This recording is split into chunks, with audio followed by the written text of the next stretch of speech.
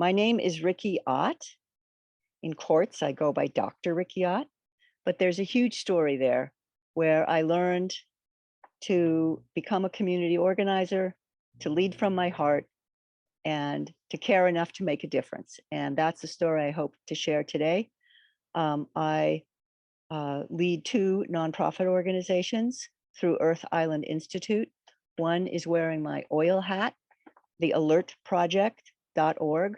The other is wearing my civic action hat, and that is ultimatecivics.org.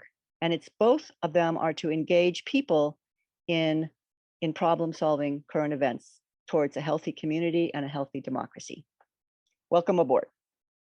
I'm actually going to talk about two aha moments, and one happened when I was a child. And that one was the one that set me on my path. And it was about, I was about 13, 14 years old, growing up in Wisconsin in the later 60s, so 67. And I happened to notice when I was walking to school, middle school, that literally birds were falling out of trees dying. And I couldn't believe it. So I actually gave myself 15 minutes extra time to walk to school. And so I could take these birds and put them under bushes and stuff so they could die in peace. And finally, it occurs to me to ask my father, what is going on? I mean, why are birds falling out of the sky? And I was the firstborn, and it's like the first waffle. Parents really don't, they're learning how to be a parent.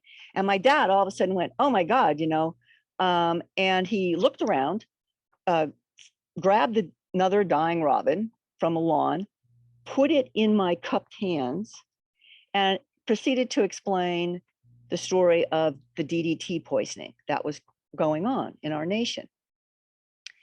And I watched this bird's eyes dilate and constrict and dilate and constrict, and made a mental note, poison.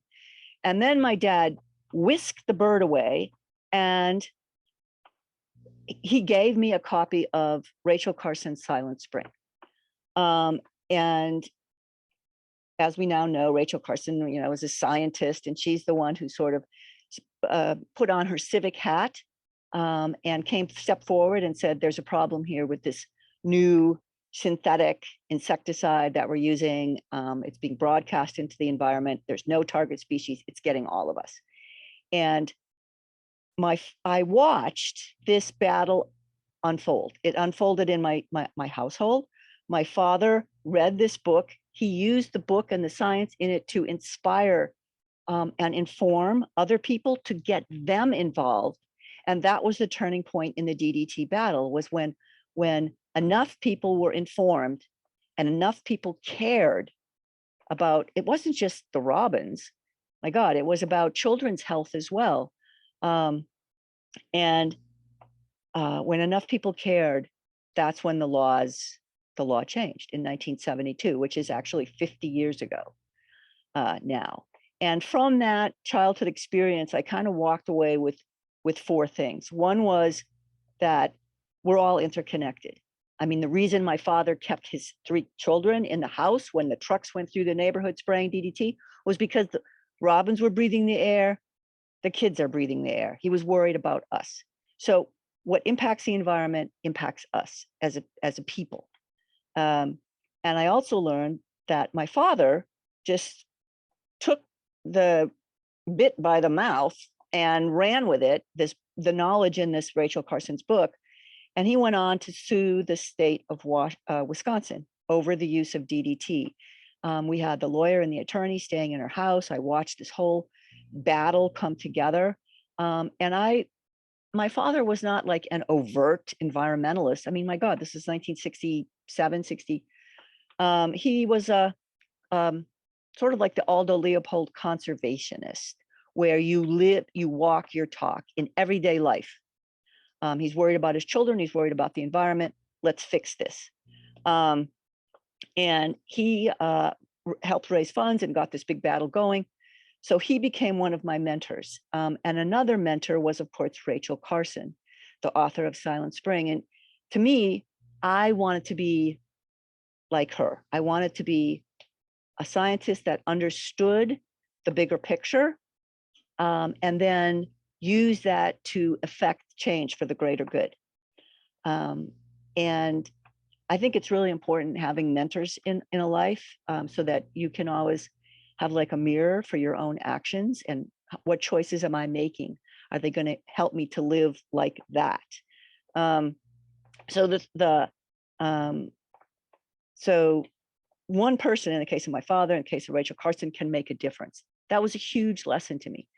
When our choices are guided by love instead of fear, when the choices are guided by abundance instead of greed. And that's what I saw my mentors doing. And the fourth thing for me was then picking this career as a scientist. And I didn't know in what, but it unfolded. My life path unfolded from those decisions. And the money that came through graduate schools to carry on my education was all in marine pollution, oil pollution. It was in the 1970s and the early 80s. And so I became a marine toxicologist. And I think that's the big aha moment and where it led me, for starters. So fast forward now about, I don't know, 20 years or so. And here I have my PhD, and I decide to randomly, I thought at the time, go to Alaska, take a summer off, figure out what my career path was going to be. And here I am, a marine pollution expert, right? So I got a job fishing, commercial fishing for the summer. And that introduced me to this amazing community of Cordova, Alaska, that I totally fell in love with. I fell in love with the people, with the place, with the energy of it. And I decided to stay there. Well, staying meant becoming a commercial fisherman, which I did. And 4 years after that decision, so that was 1985, we had the Exxon Valdez oil spill. And that began like what I think is another chapter, another huge part of my life now as an adult, using the lessons I had learned from a kid. So here I am, and I am just shocked by this oil spill. It's March 24th, 1989. I'm in a plane, I'm flying over this. I am feeling very small. What can one person do about all this? This is my beautiful backyard, our beautiful backyard covered in oil. I know as a scientist what this means. Do I run? Do I get out? It's going to ruin the fishing. Do I stay? What do I do? And that is when I had my second aha moment. So the question that I'm trying to get to is, I've worked in a lot of oil spill impacted communities since then. What have I learned from all these communities? The very first lesson is you have to care enough to make a difference. And that was my first step on this new path, but it was also the second aha moment. And the second aha moment came when we were literally refueling the small plane on the tarmac at the Valdez airport. Valdez is the oil community. And we needed to refuel the plane because we'd just done a flyover. And it's chaos. The sound of chaos, helicopters, planes, people running around.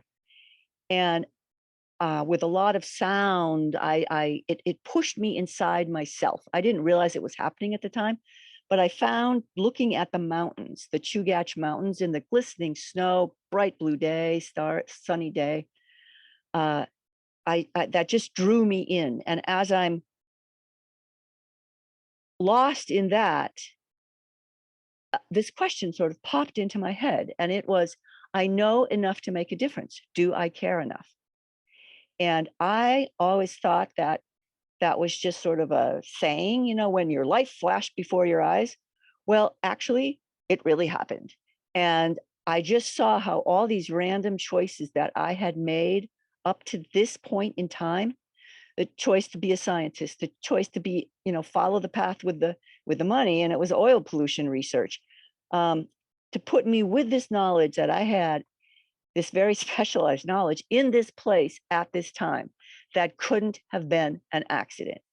And at that point in time, I started to see how all these random choices, it was like being on a chessboard, there was this hand that had sort of guided me, hop, hop, hop. And I'm at the edge of the chessboard. And the next play is mine. It's mine. It's a free will universe. What am I going to do? Step up or step back? And in that instant of time, I thought about how much I loved everybody and the community, what that I now called home. And I realized oil spills can happen anywhere. I love the sea. I love the ocean. They can happen anywhere. So I'm going to stay. I'm going to figure this out. And in that moment, I all of a sudden felt this huge relief. And the relief came from realizing that whatever had guided me to get to this point in time wasn't going to abandon me now. It was going to stay with me, so that every step I took, as long as I was guided from my heart, not my ego, do things in the right way, I would be assisted. And there was comfort in that. And I knew that I could do this now. When everything's in chaos, it's very tough. It's very disorienting. And I'm talking about the mental, the physical, the emotional, the spiritual. I mean, nothing is making any sense. It's like you're standing on marbles. And it's not just oil spills. Think about the chaos we're in now. We are all in this giant period of deconstruction right now that precedes creation. I mean, if you're going to create something new, maybe what you are in has to be deconstructed first, right? So think about that. It's when I talk about oil spill, think about another, the thing you're most panicked about, and how disoriented and how small you might feel about making a difference. Okay. So when nothing makes sense, you actually feel very helpless. And there's a tendency to turn to the authorities, like the experts, the government people, to give away your power and your voice. So this first lesson that I learned is how to deal with this, is you get the science, you stand in your power, you organize, and you do something together. Now, that's not as easy as it sounds. And at the same time, it might be easier than it sounds, okay? So the thing was, what the authorities were telling us during the oil spill was that this is the government, federal and state and Exxon, that oil spills only cause short-term harm. Trust us, we will make you whole. Everything's under control. Well, we made the mistake of letting them take care of us, or so we thought. And nothing happened. 4 years later, the Prince William Sound ecosystem collapsed. And the fishermen and the native peoples said, did the oil do this? We think it might have. What did the oil do to the young of the year, the baby fish, the baby birds, the baby marine mammals? What did it do to the adults? Why did this happen? We are missing the science. The scientists were all using the old paradigm shift science. Oil doesn't cause that much harm. So what the fishermen did, fishermen and native peoples, and actually eventually the entire community of Cordova, but the fishermen started it, was to realize we need to get some attention here. And we blockaded Valdez Narrows, which is a geographic bottleneck that the oil tankers have to go through, they have to transit through to get to the oil loading terminal port in Valdez, okay? To come into Prince William Sound, go through Valdez Narrows, get into this Port Valdez, load oil at the terminal. And this was at the time 26% of the nation's domestic oil. This was a lot. And here is literally the entire commercial fishing fleet of Cordova, Alaska, about 400 people, boats, blockading, 100, I'm sorry, it was the Seine boats, the big Seine boats, 100 boats blockading Valdez Narrows. And so President Clinton finally sent in some of his executive cabinet to find out, quote, what that bunch of fishermen wanted. And the fishermen were asking for comprehensive ecosystem science, which had never been done before at this level. And when we were guaranteed that those studies would happen, we disbanded. So we're moving now from the silo science, how the oil maybe affected the birds, how it affected the fish, how it affected the marine mammals, and putting this all together into a big picture. And when the fishermen, when the community, I mean, people's wives and children were out there on those boats too in the end. When everybody got back to Cordova, it was a total different picture. You could feel it. People were empowered. You could feel it. And people were ready to organize, and they were ready to do something. So there was a bunch of multiple startup things that happened, but one of them being that the native peoples, fishermen, said, we're going to work with the scientists. We actually know quite a bit, being out living our lives the way we do. And that became this comprehensive sound ecosystem assessment program that actually looked at the young of the year. So how do baby herring, evolve and mature, and what happens with young pink salmon? We were only harvesting as fishermen the adults, but obviously the young stages are pretty important. And sure enough, it turns out the ecosystem provided nurseries for all these young of the year, and the nurseries are the bays where the water is quieter and stiller and there's more protection. And those bays were the ones that were heavily oiled. And it resulted in things like 99.9% of the herring babies dying before they were even out, and then killing the juveniles as well. And so there was reasons for this ecosystem collapse. And when the scientists all put their papers together, as the people wanted them to do, bridge the gap between the scientists and the community. Explain to us your results. We want to understand this. Our livelihoods on the line, our futures on the line. Does this sound familiar? We want to understand the science. So we got this paradigm shift. The scientists had been looking at oil as the volatile part. Like when you go to the gas station and you fill your car and you smell that sweet kind of smell, that's benzene. That's got carcinogen. It evaporates really quickly into the air, dissolves really quickly into the water. Well, what about all the black stuff that's on the beaches? Oh, we didn't study that. One carcinogen's enough. No, we got the whole package on our beaches. So it became known through this that the black stuff on the beaches, the heavier weight oil, polycyclic aromatic hydrocarbons, actually make oil about 1,000 times more toxic than all of our laws based in the 1970s knew about. So we have oil is more toxic than we thought. And for me, to do the Rachel Carson thing and get this all on paper and get it out to the public to educate the public, that was my one of my first books, Sound Truth and Corporate Myths. Oil is more toxic than we thought. We need to change the laws to be more protective of the environment and people. And for me, that helps stabilize the mental and physical sort of planes or dimensions of this disaster. So there's another lesson here. There's two lessons from oil impacted communities. The second one, first you got to figure out what the heck is going on with the science to get that story sorted out. But at the same time, everybody is in an emotional wreck because everybody cares. I mean, that's why they live in this particular backyard, wherever that backyard is. You choose it because it's a special place to you.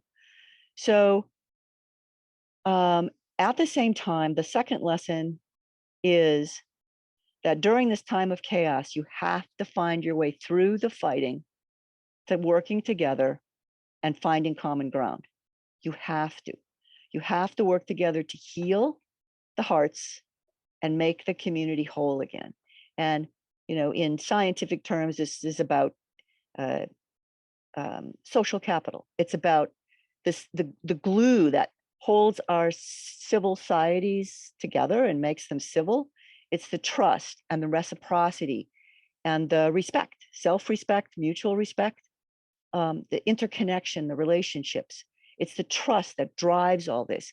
And In these man-made disasters, this is another paradigm shift. It turns out there's someone to sue. Someone's messed up. It's not like a natural disaster, flood, fire, earthquake.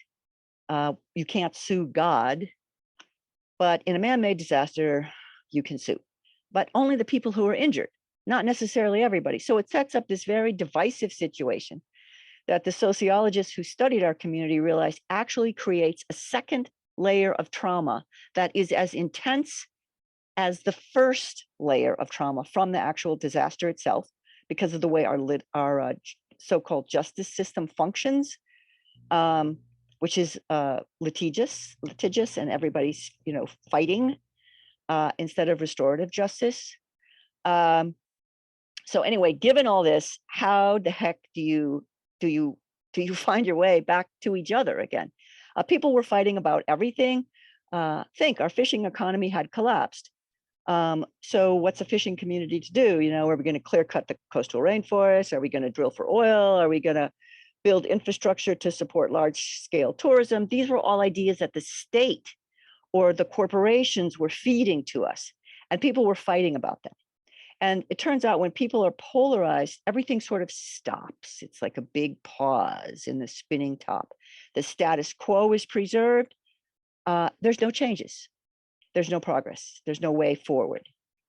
And you sort of just keep spinning around and around. It's like being in an eddy in a river. You have to look for the exit. You have to get out of that. So what the same event helped us get out of that, and that was the Fisherman's Blockade. Because when people came back from that, it's like we realized we had to organize. And so people started doing different things. So for us, healing our heart and working together became like an undercurrent of what we were doing. And it's really witnessed in EAC Native Carver Mike Weber's shame pole. And at the bottom of the shame pole, you can see in maybe the blow up photo, where the people are, the diversity of people linked together arm in arm, healing the holes in their own heart and working together again. And we created a forum where people could come together, no blame. And one of the high school students who attended at the lunch break said, "I get it, Mom. This is like adult problem solving." And that's really what it was. And we were answering 3 questions. It took us all day to do this. What do we like about our community? In other words, if we're going to talk about changing things, we have to figure out what we like first. So we keep that part. And then what do we want to see different in 5 years? So we all worked on that. There's like 400 of us trying to figure this out, little small tables, making, prioritized lists, putting lists up so other people can see them. And then what are the projects that we want to actually do to achieve that vision, and prioritize them. And that's what we did as a community. And I'm talking about 400 people out of 2,000. It was a lot of diversification at that meeting. And people realized we kept the meetings all open and transparent. And we just started working the baby steps to get to the priority projects. And the priority project happened to be about logging. People were concerned because there was clear cutting happening. And you have to realize we're talking about 287 known salmon spawning streams on the Delta, just where we live in Cordova. We knew how important the habitat was, the riparian habitat was to these streams, and that not really preserving it, but stewarding it, taking care of it, was also taking care of ourselves and our future. So we ended up working, which was inconceivable before this. People were suing the corporations that were doing this. That happened to be native corporations, but they were run by white folks. So what was inconceivable was how we were going to work together. And it was the talk of the town on the street. My God, people are talking to each other again. We brought in the Menominee people from Wisconsin, who have one of the oldest, probably the oldest sustainable forestry model, where they have brought in not only land stewardship, but also educating the youth on husbandry or agriculture, how to take care of the land, how to manage it in a way that you have diversity, how to manage your products. So you build the homes, you build the cabinetry, you learn the whole process. And that enables the Menominees to live pretty much with a lot of the traditional values that they value since time immemorial. So when sometimes all that's lacking is an imagination. And if you can bring in other projects, when other people who have figured this out, who have faced this already and have figured whatever this is out, bring them in for a model, that helps a lot. People could see the way forward then. So Menominee helped us all work together. The logging pretty much ended. Riparian habitat was restored. The outcome of that was ultimately something called the Copper River Watershed Project, which has already celebrated its 20th year. It has partnerships now with state and federal entities, with tribes, and it has legacy education programs in the school districts. And it hosts, it's very hands-on, citizen scientist project. You get the youth out there looking for the macroinvertebrates in the streams. That project has identified another 17 miles of new fish spawning habitat, trout, salmon, building culverts. And one of the main things that the biggest project probably is visibly is this culvert replacement for fish passage. I mean, the fish have to get across the roads. How do they do that, And this is going on nationally now to help the salmon. We haven't provided large enough culverts. So this whole new understanding of really of community scale injury response and recovery in generational time really is shared in my book, Not One Drop. And that takes us through 2008. And also on the Copper River Watershed Project website, because the story, the legacy continues. So those are the two lessons, the main lessons learned from oil spill impacted community work over the years. So I call those 20 years of living in Cordova, Alaska, and sort of dealing with the Exxon Valdez oil spill, my period of enlightenment, okay? It was like I didn't sit under a Bodhi tree like the Buddha, but it was, I learned a lot about myself, about how communities reel and restore. And it was a good thing because my life kept going on and we kept having oil spills. And unfortunately, we lost our big lawsuit in court. Turns out Exxon was not good for its word about making us whole at all. We had to do it. Some of my friends went bankrupt 21 years after the Exxon Valdez oil spill when we lost. And the BP well blew in the Gulf of Mexico. So now we're into 2010. And I spent the first week of that. So here's the problem. Oil spills will continue randomly. It could be your backyard, as long as we use oil. So the point here is we need to get really off oil, the sooner the better. And there's a front door and a back door to doing this. And I have focused on the back door. So here we go. I did not want to, it's my third lesson learned from working in oil impacted communities now, which is really about powering up the people with science, okay? So I saw the BP disaster and my first thought was, no way am I going down there. I've already done this once. It's horrific. I just got through all the shell shock. So I went diving down into my post-traumatic stress disorder for 1 week.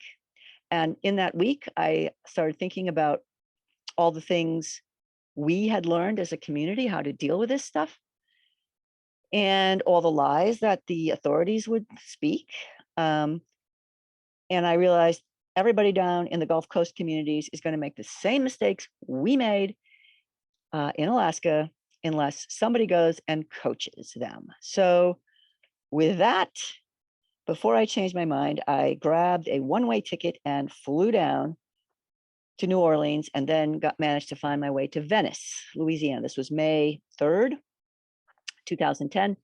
The world's media was staging out of Venice, where the fishermen were going out to the in situ burn team. So for me, it was like deja vu all over again, where burning, booms, and dispersants. We had used that with Exxon Valdez. We were using it during the BP disaster. It's already set to go for the next oil disaster. This stuff doesn't really work, especially dispersants and especially burning. If it's onshore wind, then it carries all this soot ashore, okay? So a record amount, unprecedented amounts of dispersants were sprayed. Dispersants are toxic oil-based chemicals that are used by the industry, favored by the industry, allowed by government, and to use on oil spills to break up the spill. Well, that doesn't really clean it up.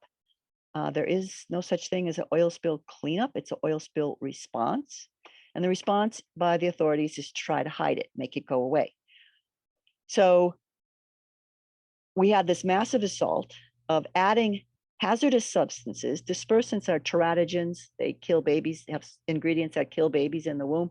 They are carcinogens. They cause cancers. They are mutagens. They cause benign tumors as well. Reproductive harm, all kinds of stuff are in these chemical dispersants.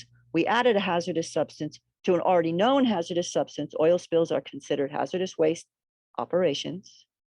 And somehow the government and authorities were telling us this was going to make things better, okay? Faster. So as you might imagine, that is not what happened. And I basically spent 10 years, or well, 7 years directly in the communities that were oiled, working with people. And the one thing that people impressed on me was that, now you have to understand that this is a part of the country that probably a lot of people in the different northern regions, I hadn't really got what was going on down there. For example, the level of diversity, the poverty, I mean, this is a real environmental justice region. And the people there didn't want help. They wanted coaching. So it was working. And what they wanted me to help them with was get an accessible science-based program that they could understand what these toxic chemicals, not just from oil, from their in their homes, in their workplaces, in their schools, in their communities. This is one of the biggest industrial complex corridors in the United States. This is where Cancer Alley is, okay? In an area of Louisiana along the river. High industry. Well, the people were there first, so it's industry and communities. This is the Holy Rosary Cemetery. It is in Cancer Alley, and it's the petrochemical corridor that the fence line communities call Cancer Alley. And of course, the industry calls it industrialized. So it's killing people daily. And the people knew that, and they knew that the same chemicals that spilled and were everywhere during the oil spill were also coming over the fence lines into their communities on a daily basis. What can we do about this, Miss Riki? What can we do? Give us the science so we can understand it and share it with each other. And that became the Toxic Trespass Training Program. And it's a do-it-yourself manual that's online on the alertproject.org website here. And communities, I was gone from one community after I trained the trainers and got them familiar with the material. We worked it all through together. They understood it. 2 weeks later, they said, Miss Riki, we want to hold our own community meeting. I said, go for it. They said, you don't have to be here. I said, you know it. And they said, we thought you would say that. Thank you. And people have been off and running with this Toxic Trespass Training Manual. Okay, so there's a guide that teaches people how to talk to their doctors, because the doctors also are not familiar with diagnosing chemical poisoning at this level. Yes, if you swallow something and you know what it is. No, if it comes over a fence line and you get those headaches and the dizziness and the cough and cold and flu-like symptoms that won't go away year after year after year after year. You're having problems conceiving children, a lot of problems. These are endocrine disruptors. Doctors usually diagnose, antibiotics. That's not going to work for chemical poisoning. So it's like how you amass your medical records to talk to your healthcare providers. Okay, that's what the toxic training manual is about. All right. So the second thing here is about what can we actually do to stop these toxic oil dispersants from being used again. They are stored in every single coastal state in this nation to be used at will. States have pre-authorized signatures on this. It can just be dumped in your backyard. And what can we do to get off this merry-go-round? Where's the exit in the eddy, So now that there's a plan here, that we have to get informed, we have to organize, and then you have to do something. You have to get involved. So this is so different than anything else, any other sort of problem solving that you're engaged in. The science now is out, the long-term harm of these spills and use of dispersants, which makes everything worse. That science is now out. Okay, it's new.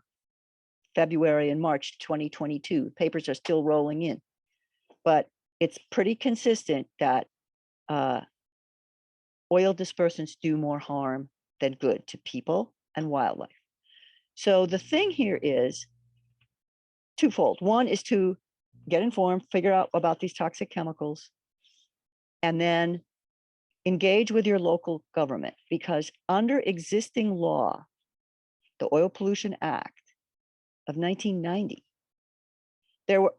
Congress empowered a third tier of disaster response, local communities, local governments. Okay, so you got the federal tier, the state tier, and now the local tier. It already exists in natural disasters. That's all the neighborhood watch and planning stuff. But man-made disasters is like, I don't know, it's like taboo. I mean, why? This could happen right to you. And we have to one of the lessons we learned was that don't wait for the authorities. You got to be prepared in your own backyard to deal with this at the local level. What do they know in Washington, D.C. about how close your hospitals are to the water? I mean, who are they going to know to evacuate? They don't. This is something local communities need to figure out. And that law authorizes local communities to engage and do area contingency plans, local for your area. That's what the state and federal planners are supposed to be using in an oil spill emergency. That's not what happened. Okay. EPA has blocked this. So we need to work it from the ground up, figure this out. And so here's how other communities have done this. One is the people, the native peoples on the North Slope of Alaska, which are now, it's an industrialized oil and gas corridor, just like the Houston area, just like New Orleans and Louisiana. These are some of the first people on the North, the Inupiat native people were the first to pass resolutions to restrict or ban toxic dispersants in their traditional use areas, their marine waters. An Inupiat woman from the North Slope, Nuiqsut, it was a plaintiff in one of the alert lawsuits that we brought against EPA, which we won and are now pressing EPA to ban dispersants. But at the local level, wake up your community. What are we going to do if there's a big oil disaster? We can't be breathing this stuff and we can't be using the dispersants that you're ready to use. So let's get our local emergency planning committee engaged. Let's get them trained. Let's get us trained. Do it at the local level first. And we use that local level to push back then to the state and federal levels. And there's some other things that have been bigger actions that are sinking with these local actions.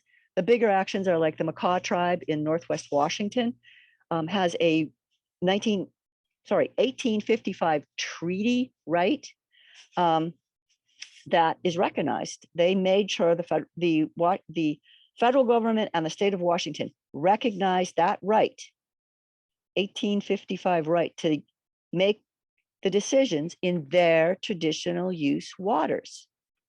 Well, there's a lot of Native folks that have traditional use waters, okay? What if the other Native folks got together and made a blanket around their coastline?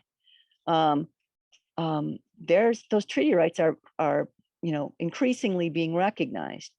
The Makah tribe has the actual say on whether dispersants are or are not used and what products they do want used in their waters that go all the way out to the 200-mile exclusive economic zone. In British Columbia, the Heiltsuk people are demanding marine rights in court to their foreshore and seabed, the coastal areas that we all use, come on, as part of their usual and accustomed land. And so a win for the Heiltsuk could set precedent and toughen oil spill regulations in the US and in Canada. To stay up on all this, you could, and to stay up on current actions and what others are doing, I'm constantly tweaking the Alert Project website, alertproject.org. You could sign up for the newsletter. It only, there's only news when there is news. I don't keep harping at people. So if you're interested in this, please consider that. Thing that gets me personally most excited about the work that I have now done for over 30 years in this sort of very specialized field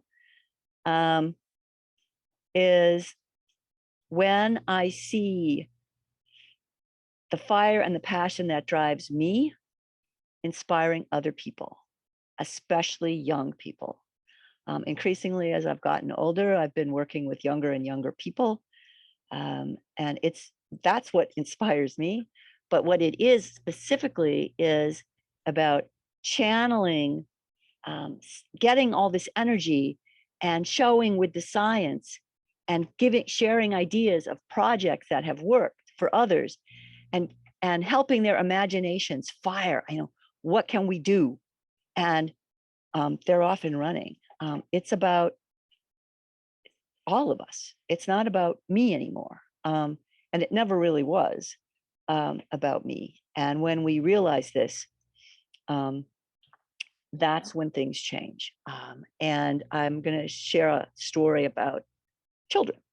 And I was teaching water stewardship in Hawaii a few years back. It was a summer course, and I had 5 very dedicated students, ranging from new 7th graders to high school. They had just graduated as seniors, but they were the ones presenting at the end what they had learned about water stewardship. And the audience was filled with regulators, actually government regulators, Hawaii regulators, who hadn't thought to do something as simple as a survey of the people to see if the water stewardship that the government was doing was working as hoped. And it was filled with their peers, the other classes of students. And at the end, one of the young ones, after the adults had asked their questions, this young person said in a very small, scared voice, and I knew exactly where that voice was coming from. It all looks hopeless, right? And the kid said, "Do we have enough time to do the things we need to do? Is there time?" And he didn't look at his peers, he looked at me. And I looked back at him and I said, "Well, I don't know." And just like that, he sat up in his chair and he's just shocked and he's looking at me. And I think I might have been the first adult that actually told him the truth. None of us know. The future has yet to be written. It's an evolving story, just like the oil dispersant story. It's up to us to write that future.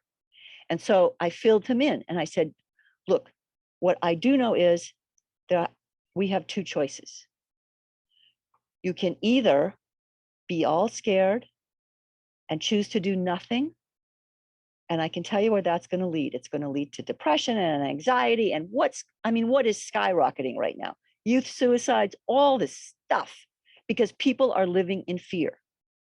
Or, and I pointed up to the students on the stage, you can be like them. Follow your passion. What are you passionate about? Find your passion, find your power, find your voice. And I can tell you where that will lead. It will lead you into a caring community. It will lead you to a very fulfilled life of working to make a difference. Maybe you will. Maybe we all will. We won't know unless we try. And that kid was sitting straight up in his chair at the end. And that's kind of where I want everybody to end right now. Sitting up in your chair and feeling like you came in now. You chose now to make a difference. What would you do differently tomorrow if you believed you were a one, you believed in your own power, and you cared enough to make a difference in solidarity?